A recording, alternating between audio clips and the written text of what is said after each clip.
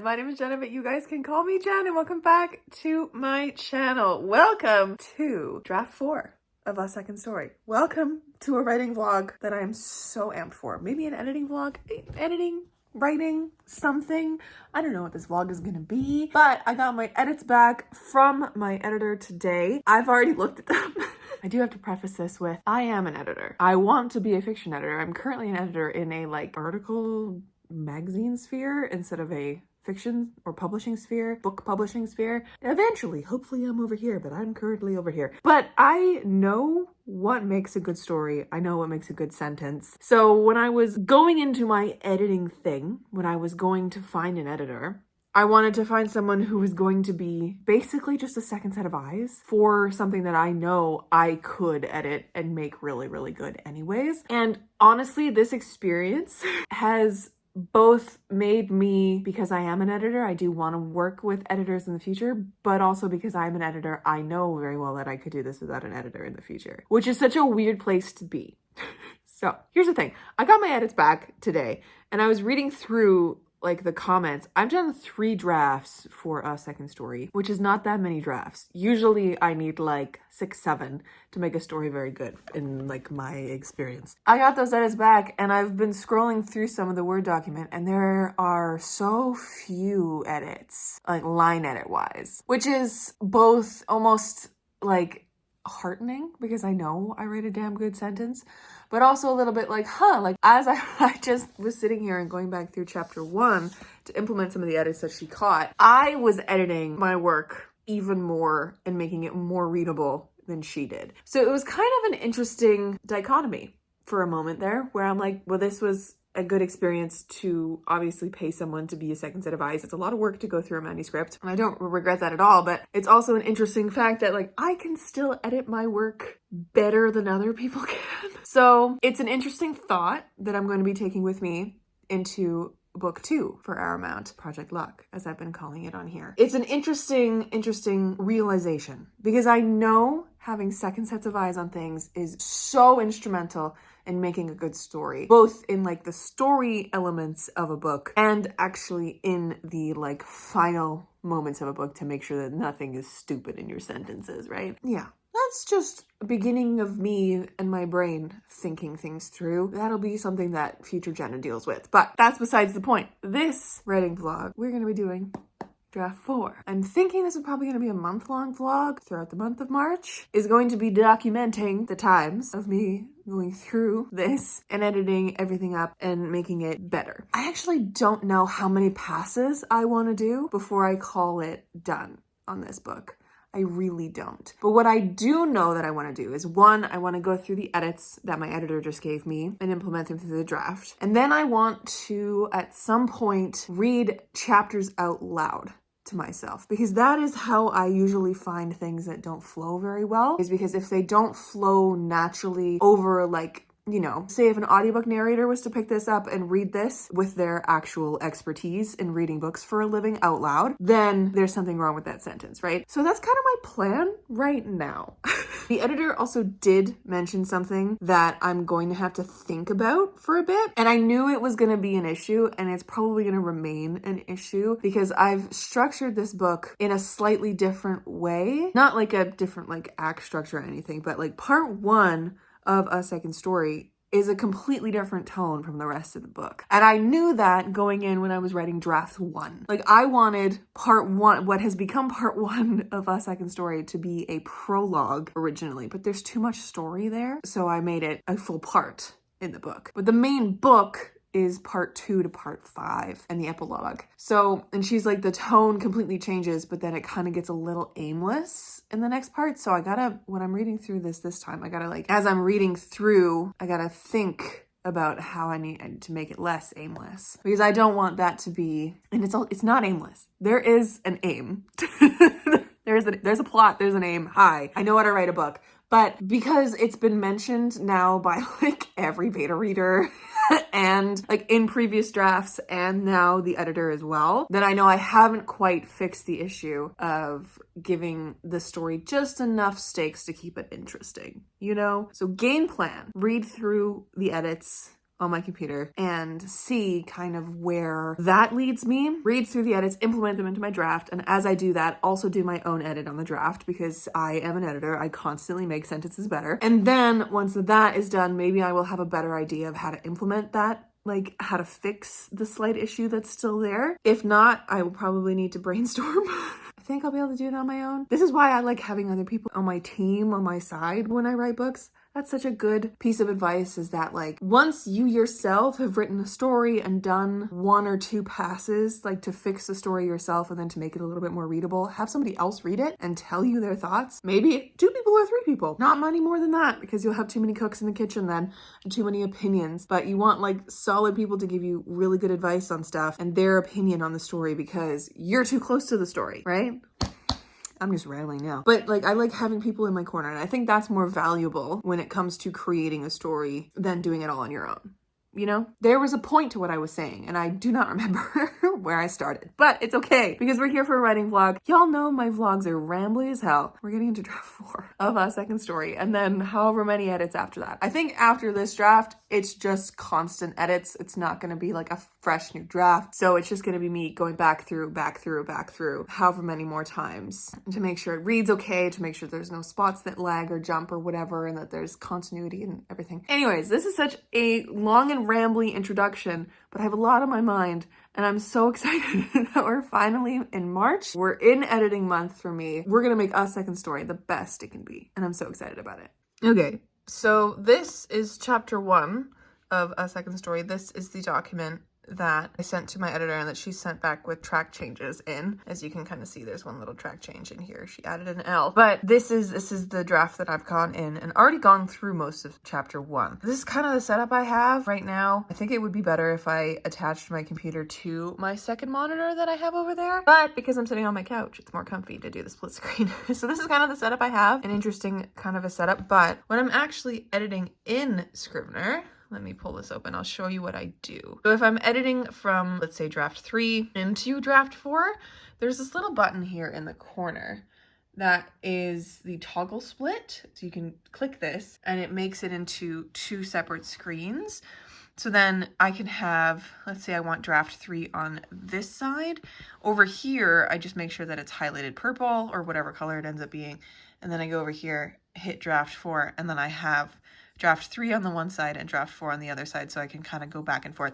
This is how I did from draft 2 to draft 3 as well, when I was pulling, like copy pasting, or when I was writing the pieces over, which is what I like to do. I like to do a combo of copy pasting from previous drafts, or like fully just rewriting what is there, even if I'm copying it exactly. Sometimes it's nice to have the words flowing in my head that way. That's usually how I catch a lot of things. But yes, this is chapter 1, or like the very beginning of chapter 1. For this go around though, we are going to be doing a very, very skinny Scrivener into a little bit like that. So I can line up Word on the one side and Scrivener on the other. And of course, A Second Story is split into 5 parts, as I've said before. There we go. That's much clearer. I don't know what happened there. 5 parts and a little epilogue as well. But yes.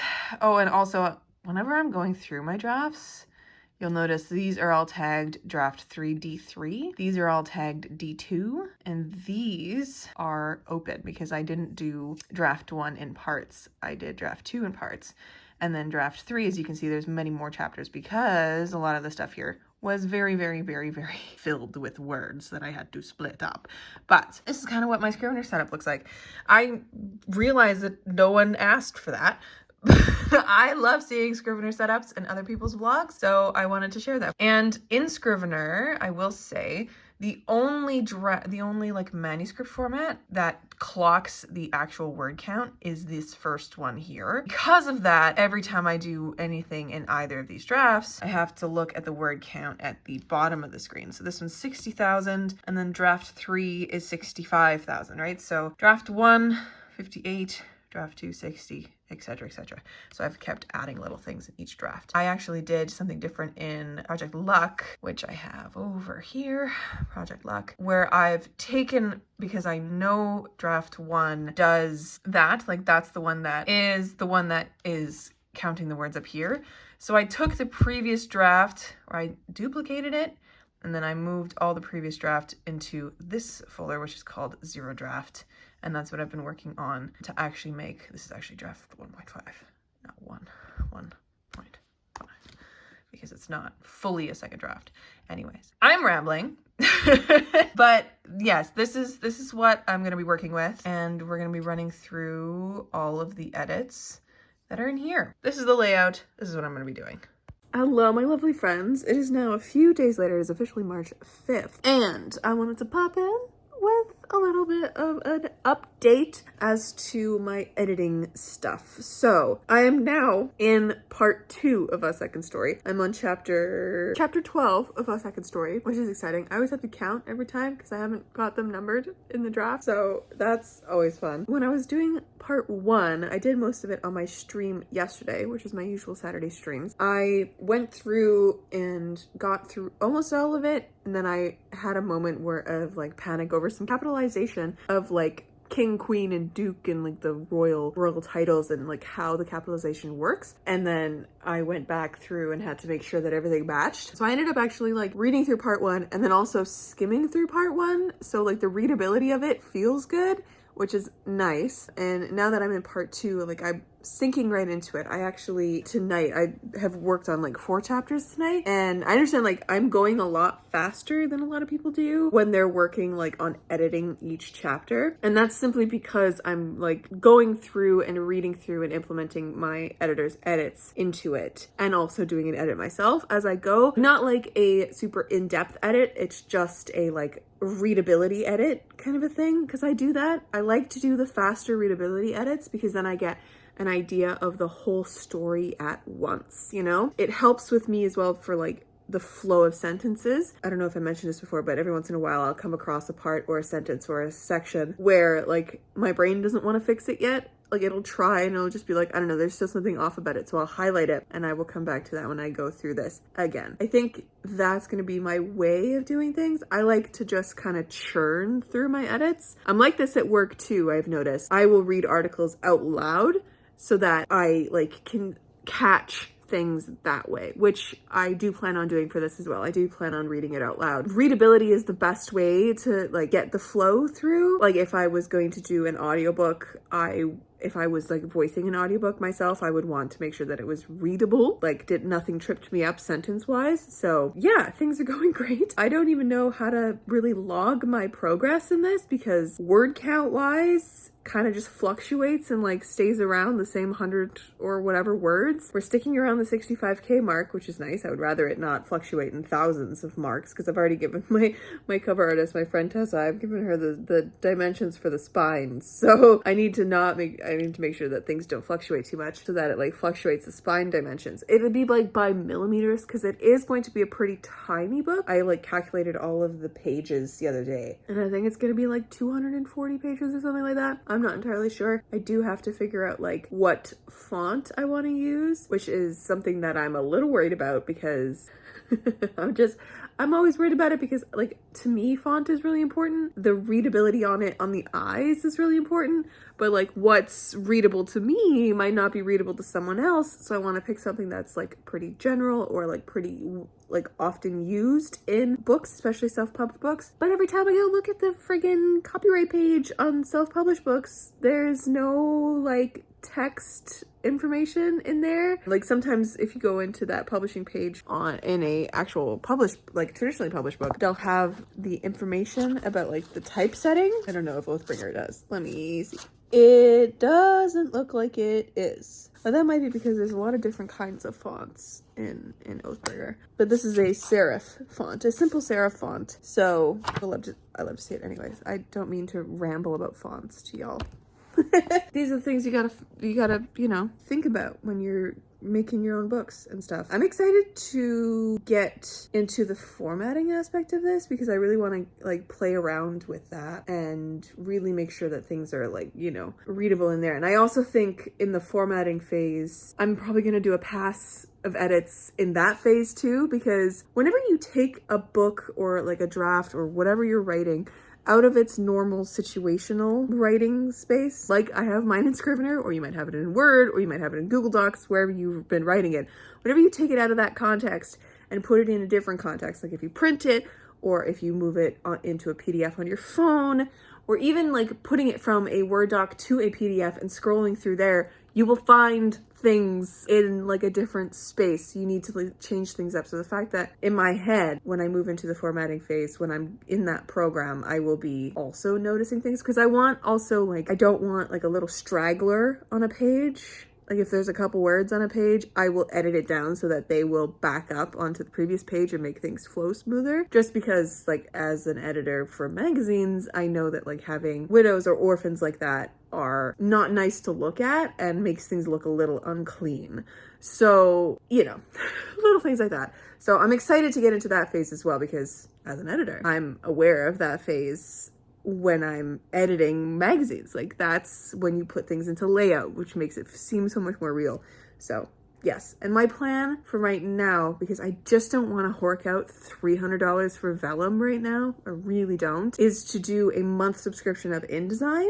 Hello friends, Editing Jenna popping in here. I've actually changed my mind on the InDesign choice, which I explained in a different vlog, and I didn't realize I hadn't explained in this vlog. Instead of doing InDesign, because InDesign's like program and like interface doesn't seem very user-friendly, and it's not for book formatting, it's for so many other things. I've decided to go with Atticus, which is Vellum's only competitor out there. It is a lot cheaper than Vellum. It was still $200 Canadian, but Vellum would have been probably upwards of $400 Canadian. And Vellum is only used on Macs versus Atticus can be used on any computer, and you can like save your files into Atticus and access it on any computer, which is going to be a lot better for me, I think, because I want to see if I can kind of jump around from my actual personal computer and then my work computer, which is a PC. That's the choice. I'm doing Atticus instead. I've already bought it.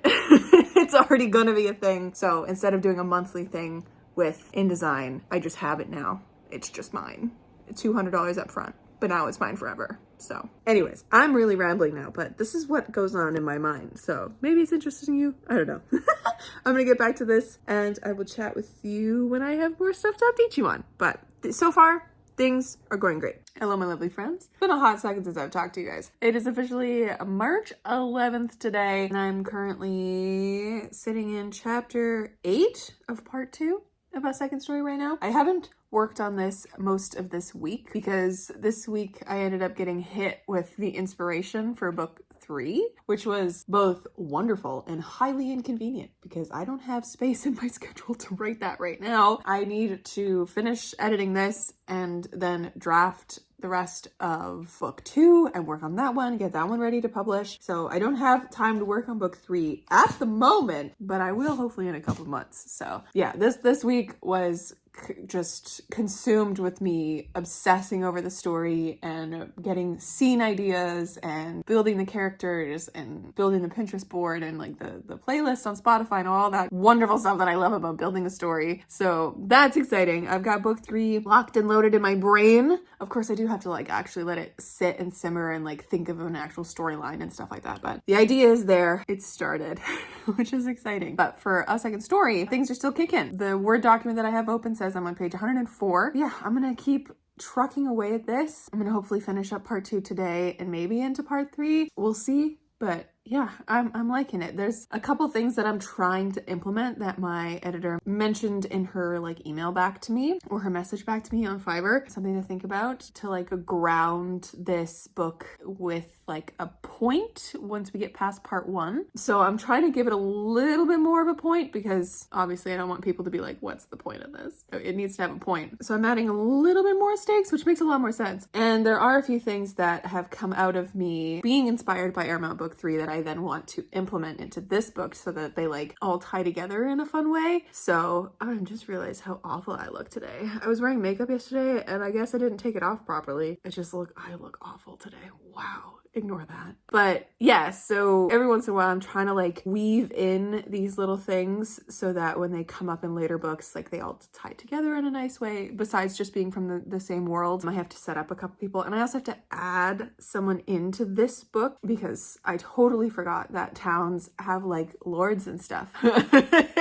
just didn't have any like politician or anything that was running this town, because it's a fairly big town. So it would have somebody like a mayor or a lord or like whatever. There was nobody. So I actually ended up having to go back into my map for Aramount, and I just realized that screen saver for my iPad is the cover for A Second Story. I can't show you that. Anyway, so I needed to go into my map for Aramount and change a bit of it. I needed to go back in anyways and like change the numbers in it, because I have like a numbered situation with a legend at the bottom. It's kind of hard to show you that way. But I ended up realizing there was no like spot in this map for a manor house or like a lord's place. It was all like the same size buildings. So I ended up in this corner over here, adding in a like fenced in kind of nicer manor house kind of a thing with like stables and stuff like that. So I did that the other day. I just went in and kind of adjusted my map enough and then made all the numbers bigger so that they're actually legible. It was fun. I did that the other day, but yeah, I've realized that I need to actually add in a politician. I've named him Lord Wymark, because why not? Which is very exciting. Yeah, so I actually need to kind of come up with a place that I can put him in scene-wise now. So that's always exciting. Yes, I need to add him in. And then there's something later on that I also need to add in that is going to show up again in book 3 instead of book 2. It's going to tie into book 2 a little bit, because book 2, there's a person in book 2 that it'll like relate to, but then book 3 is when it's going to come through and be quite important in book 3. So this is very fun. I like this. I like the way that the inspiration has like triggered all these things in my head that are like, you got to do this, you got to do this, you got to do this. It has absolutely ruined my sleeping schedule this week though, because I was up till like 3 a.m. like 4 days in a row, just like scrolling on Pinterest and getting all these ideas and unable to shut my mind up. So that's always fun, but I'm glad that it happened now, because I was getting a little worried about not knowing what I was going to do for book 3. But now that I know, like book 2 has its plot set, book 3 is going to be hopefully released in 2024, early 2024, kind of along the same lines as A Second Story, timeline wise. So we're going to see how that kind of works out as things go through, but that's what's new. That's what's up. I need to get boogieing on this edit, because as of today, March 11th, I have 2 months exactly before I have to hit publish. No, I have less than 2 months exactly before I hit publish. It's 2 months to publishing day, May 11th. I have to have my final documents in to like Amazon for sure by May 7th for the ebook stuff, to like finalize that. So like final documents and things like that. I also need to do all the Ingram Spark stuff too. I want like proofs and stuff at least once or twice so that I can see what they look like and make sure everything is good to go. There's so many things that I have to do, but I need to get this edited, and I need to like finish this edit, and then I need to read back through it again to make sure it's okay and like find any last minute things, and maybe even a third time. God. I was saying this on my live stream today. As an editor and in your editing process, you are really never ever done. There's always something else you can change and nitpick on. So it's a matter of like realizing that you need to stop. Like, because there comes a point for sure when you kind of sit and nitpick on things, and then all of a sudden you're just nitpicking for the sake of nitpicking, right? So there comes a point when you know you're done. Because I'm publishing this, I want it to be perfect as could be, because I'm just that way. I love when things are perfect, so it's fine. I'm just gonna keep working on it, and we'll see where we get to. Hello, my lovely friends. I look a little disheveled. This is just the level of where we're at right now. I also have these fun compression gloves because my hands are hurting. I picked them up on Amazon because I felt I saw, I think it was Victoria Aveyard. She's in her drafting stage of book 3 for Realmbreaker, and she was wearing these because she has like bad wrist problems and stuff like that. And she's like, we're at this stage now. Like, we've been doing this for so long, my hands are hurting. And like recently, my whole life, I've been dealing with like bad wrists and bad hands kind of a thing. And just recently typing and editing videos makes my hands flare up. And especially because I'm also practicing piano right now. So I got these compression gloves and they have been helping so much. They feel so good on my hands. And they're also good for like if you crochet or knit or do like hand fiber crafts, because we're here. We don't want to have arthritis when we're 30. We want to protect our hands, right? Because these are very important appendages, especially for me as someone who plays piano as my job. I had to pop in because today I just want to be writing and I just want to be editing a second story. But it is already 1:30 in the morning. My watch is dead. It's already 1:30 in the morning. It's daylight savings time, so we're losing an hour. So I'm like, I forced myself to stop editing a second story because I had gone back in tonight. I actually had to stop what I was doing and charge my computer and wait and then come back so that I could work more on it. But yeah, I was sitting with a second story open on my lap before then, and I was working on my acknowledgements, which was something that I didn't plan on doing today. I had a list already made up for my acknowledgements of like who I wanted to thank and like some of the phrases that I already thought up of like how I was going to thank people and that kind of stuff. I had a lot of the big paragraphs written, so I was just making it a proper, instead of a jot note list, it was a proper acknowledgements section. So I did that today and then ran it through like Grammarly and stuff. So I think it's ready and done. I started working on my glossary, which if you guys saw my weekend vlog that went up, I think the second week of March, I talked about this in that vlog, but it was, the glossary is so interesting. I put up a poll on my Instagram to ask everybody where you would rather have the glossary in the book, like at the beginning of the story or the end of the story. And it was almost 50-50 with the answers, because people are like, oh, like if it's in the back of the book, I'll never know it's there. Or like, oh, if it's in the back of the book, I could be spoiled. So I want it in the front of the book, because as you're like flipping to find the glossary, you could be spoiled with like the book. And then there's other people being like, I want it in the back of the book, because then it makes more sense. Like if I don't want to be spoiled if the glossary's in the front, because sometimes glossaries have spoilers on them and I want the choice to be able to go back to the glossary and look. Or like, it just makes more sense because it's like the reference pages or whatever. So I was like, everybody makes more sense. I don't know where to put my glossary. Like all these answers are so valid. I don't know where to put the glossary in my book.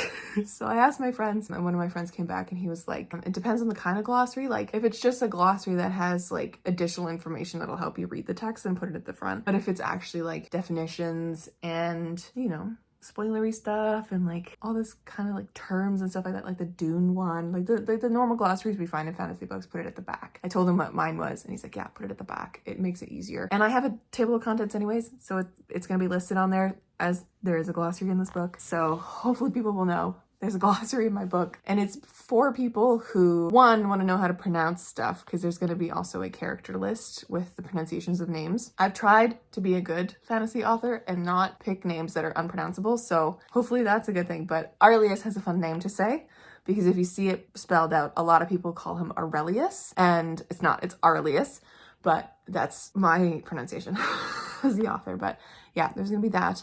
And then there's also a glossary of terms, because there are people out there who don't know D&D terms, and I've based the magic system in my world on D&D. It's like loosely based on that. People don't know what an Aarakocra is. People don't know what a tiefling is, right? They're reading these books and they just know what elves, dwarves, and humans are. So I gotta put that in the glossary with like descriptions of what they are, just in case people want to know. It was really fun actually pulling it together, because there's a lot of little things in there that also are like unique to my world that I've made up. So I'm explaining what they are, and also just adding a little bit of a flair, like some of like the Firbolg one. I looked up what a Firbolg is according to like D&D and like the wiki and whatever, and I like kind of I didn't like copy paste the description. I made my own description, but it like for my own world kind of a thing. But the pronunciation of Firbolg, I've been saying it wrong. It's Firbolg, and I hate that. So the fact that it's Firbolg, and I put that in there as the pronunciation for Firbolg, and then I put in parentheses, the author, also this author sometimes pronounces it Firbolg. I do apologize, because I've just been pronouncing it as Firbolg. But it was really fun to put that together. But yeah, so I did that, and then I continued editing a second story, and now I'm like halfway through part 3.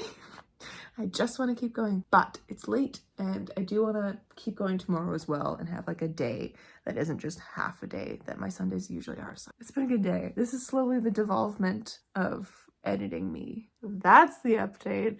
Things are getting loopy, but it's fun. We're getting into draft 4. I love it. I'll catch up with you guys later.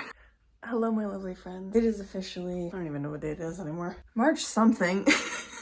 And I've just finished my pass of draft 4 of a second story. Things are wonderful. Oh god, the things, I don't know if anyone else feels like this when you guys get to the end of a project, but there's something just so purely wonderful about it. Whenever I get to the end of a second story, I've gone through it now multiple times, 4, 5, 6 times at least, and that ending gets me every time. It's so cheesy and it's so lovely, and it warms my heart, and I love it so much. Oh, I love it so much, and I'm so excited for you guys to get this book. It is like 1 in the morning. I have the kitchen to partially clean. Oh my god, what a night. I ended up watching Critical Role tonight, and as I was watching Critical Role, I was also editing Second Story, which was a fun combination because tonight was a wild episode 52, for any of you who are curious, of Camping 3. And I think actually in the last 4 or 5 chapters of A Second Story, there was not a single edit from my editor. So that either means it's good and it flows well and that she lost herself in the story, or I don't know. I don't know what else that could mean, which is so lovely to feel, you know? When you can kind of feel when someone gets lost in your story. And my editor really didn't edit a whole lot. I probably could have done with just a proofreader at this point. I think that's how polished my story was, like line edit wise, which makes sense because I am an editor myself. So yeah, every once in a while there was a comment from her where she was just like, oh my god, like this line hurts, or this is so good, or stuff like that. And that just makes me so happy. So that was really good. And I'm very happy with this pass through. Whenever I can, I guess tomorrow, I'm going to start doing my auditory read through where I'm going to read the chapters out loud and see if everything flows well. And to see if I can see if in this pass, everything makes sense that I ended up adding in, because I ended up adding 2,000 words, which is not what I wanted to do. It really shouldn't have that big of an effect in the overall anything. A Second Story is now 67,000 words long. What a good way to end Thursday. It is March 16th. Well, I guess technically March 17th because it is 1:30 in the morning. But tomorrow's Friday, so the start of another weekend tomorrow night, and the start of an auditory pass. So we'll see how that goes. But yeah, we're done draft 4. Now on to the innumerable passes that I'm going to do before I call it and I start formatting this book. Wildflowers danced happily in the sunshine, their brilliantly colored heads ducking and swaying throughout the meadow. Arlias Damaris sat surrounded by his other party members, wondering, not for the first time, what he had gotten himself into.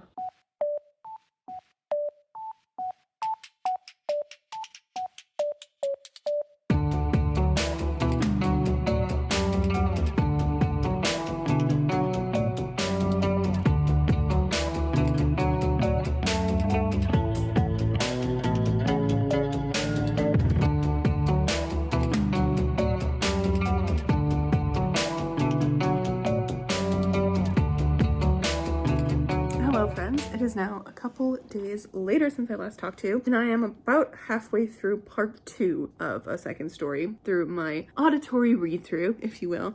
And I am loving this way of editing. It is catching so many things that I would have never caught. I'm catching typos that I never saw before.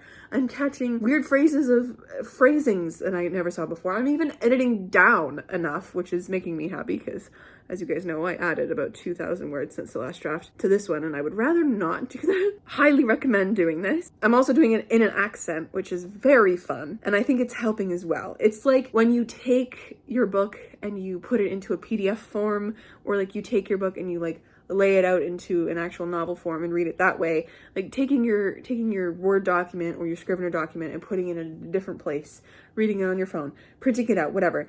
That helps you see things. And I think doing the accent and reading it out loud is helping me see things even more, because I'm telling myself the story, like in a way, and I'm like looking at the words and I'm seeing everything in a you know, skating over it. If I say a sentence that makes more sense, because sometimes, you know, your brain fills in the words that aren't there, or like your brain kind of does something that's more natural to it, you know, as it's going through, which I find happens more when I'm reading out loud. I am thriving. This is such a good way to do this. And I think now that I'm going through it like this, I think after this pass, I'm gonna start into formatting. Because I talked on Amy Prokopis' stream tonight. Today is Sunday the 19th. I totally forgot that her stream was going on, and I was in the middle of a book, and then I looked at the time and I was like, oh my god, I'm missing her stream.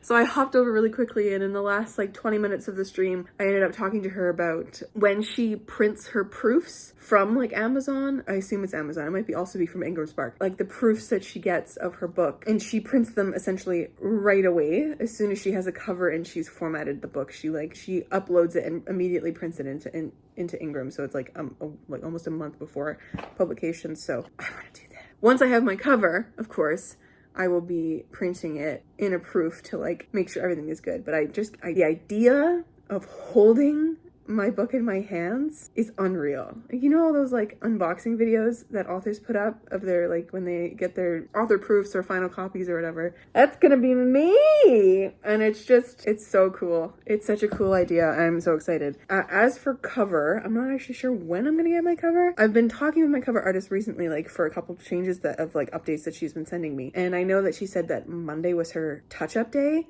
So I don't know if she expected to be done the cover by tomorrow, but hopefully within the next week or two, like before April, which is perfectly fine. As long as I have it in April, I can do all like the promo stuff and get the proof printed and all that. But as for my editing, I am living my very best life.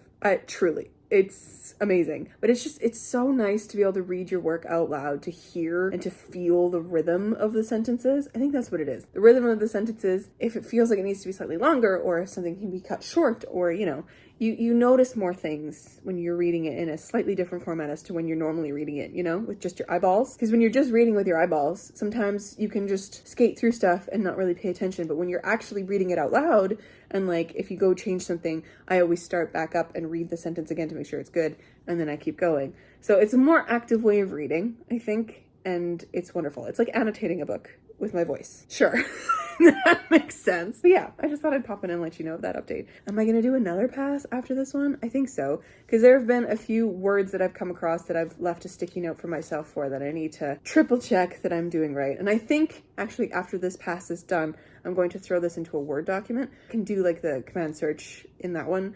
I've tried to do it in Scrivener, but every time I try and do that, it does for all 4 drafts that I have in Scrivener, which is not conducive to my work. Once I pull this into Word and have it there, I'm going to run through and check those kind of things. Like I have multicolored spelt with like multi-dash colored, and then a few chapters later, I noticed I had it multicolored all as one word. So I got to make sure that I pick the correct one, and then making sure it all matches across the thing. Little things like that. Capitalization of some stuff. There's a name in here, and I'm kicking myself for picking this name for the characters. It's for their last name. I called them the Aldridges. The apostrophe S, the S apostrophe, and just the regular S has been messing me up. So I gotta check every single one of those spellings to make sure it is the correct one for the sentence and for the context, because it's gonna drive me crazy. But this is what you do when you're an editor, and when you're editing your stuff, you just check it over a million times. But yes, I'm loving this. Highly recommend this form of editing. And I think that reading this way, I'm getting a much more polished book. And that's one thing that I've always kind of prided myself on. Humble brag for a hot second. I think my writing is pretty good. Like I as an editor as well, I know how to craft a good sentence. So hopefully this is good and you guys think it's good. Maybe it's just me being really big-headed and it's not actually that good of writing, but who's to say? It sounds good to me, so hopefully that's enough. Anyways, I'm gonna keep at it for a little bit longer here. I'm getting a little delirious and I do need to drink some water because my throat is getting dry. But as for that, I'll catch up with you a little later. Hello, my lovely friends. It is officially almost the end of March. What day is it today? The 23rd of March. So we got a few days left. And I wanted to pop in and officially kind of wrap up this vlog. I'm not quite done this auditory pass-through of A Second Story, but I am just gonna kind of keep doing what I'm doing before I head into the next phase, which is formatting. So, as I've been going through each chapter of draft 4 and reading them out loud, so I'm officially on into part 3. As I do so, I go through and I eliminate whatever draft number is in front of all my chapters, because that's what I had before. Like, this is draft 4, and I'm just removing the D4 in front of all of it so I know where I am. That's just my way of like keeping my place in the draft. And after that, I then go into my Word doc, which is here, and I'm just putting it in here for me to be able to then put into Atticus, which is the formatting software that I have, because they don't like it when you copy and paste from things. So you have to like upload from somewhere, and Word is the best place to do it. So I figured I might as well just start throwing it into Word and formatting it as I go, kind of in a very simple way, because all the formatting is going to really come into Atticus when it's in that. I think once I'm done the auditory edit and I go into the formatting stage, which is going to be another vlog, don't worry, I'm going to actually take that formatted document, and that is going to be my arcs, I do believe, that I send out to people. And I'm also going to do another pass through with that on like my iPad or my phone or something completely different from this. And I'm also going to do a proof through Amazon with that to get a paperback proof done and made. Amazon or Ingram Spark, whichever one. But I know Ingram Spark charges you for changes that you make in your proofs, so I want to make sure that one is as done before I download it into Ingram Spark. But we're getting down to the wire, my friends. It is March 23rd. This book is coming out May 11th. I don't know how many weeks that is anymore. Let me count. 1, 2, 3, 4, 5, 6, 7 weeks. Today it's out. Oh my God. I thought it was less than that. I thought it was 6 weeks. Okay, 7 weeks until it's out, but it has to be into Ingram's program like a month from today. I have about 3 to 4 weeks before I get everything, which is so stressful. Honestly, my hair is a statement right now as to how I'm kind of feeling. But yes, so this has been a really enjoyable kind of a month of editing, I think. I'm coming to the end of it. I'm just gonna keep trucking along with the auditory edit, and it's more of a, I realized this the other day as I was listening to Rebecca Thorne talk about her editing process, which is wild, I gotta say. She does it so fast. Her editing process of like having like structural, character, sentence, and then copy, or line. And if you and that's kind of the way you're supposed to do it, you know, right? Like you're not going to do line edits before you do your big structural edits, because then what are you doing those line edits for? They're just all going to be thrown out the window anyways. You want to worry about the story first and then the characters to kind of together and then whatever. So I'm in the copy edit stage right now. I am finding typos. I am making sure the words I am choosing are the right words, that things flow really nicely. So I'm kind of like leaving the sentence one, which is where I was at the beginning of this vlog, with like actually implementing edits, leaving the sentence edit and going into copy and kind of doing that now. I swear to God, there's going to be typos until the end of my life in this book, because they just keep popping up. No matter how many times you think they're gone, they're never gone. But as long as I can get it as perfect in my eyes, I think we'll be okay. So yeah, once this is done, auditory edit, bingo bango, we're going to throw it into the formatting machine, and the formatting machine is going to be another edit of mine, because I know like once I'm into the formatting stuff, I'm going to be looking at it less as like words and more as like, how does this look on the page? And so that's going to be really fun. So I'm going to be doing that. And then once that's done, I'm going to have my arcs, and I'm going to have a pass through myself with that, just to make sure if I can read it in another form, everything is good and polished. Because again, as I keep saying, when you remove your eyes from your Scrivener document or your Word document or your Google Docs and bring it to a different format, you're going to catch more things, because your eyes aren't looking at the same thing again.